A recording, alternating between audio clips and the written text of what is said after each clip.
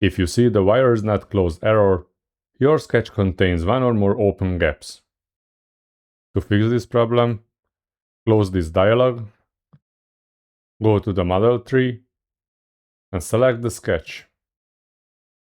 Now go to the top menu, select Sketch, and click Validate Sketch. In the Sketch Validation dialog, click Highlight Troublesome Vertices.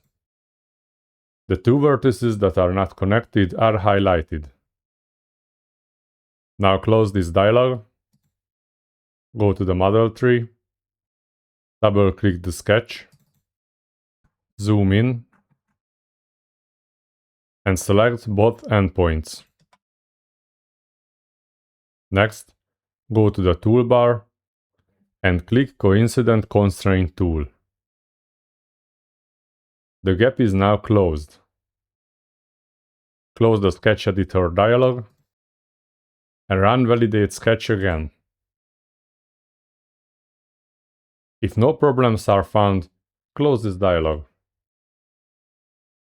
Then click Pad in the toolbar. The operation now completes successfully.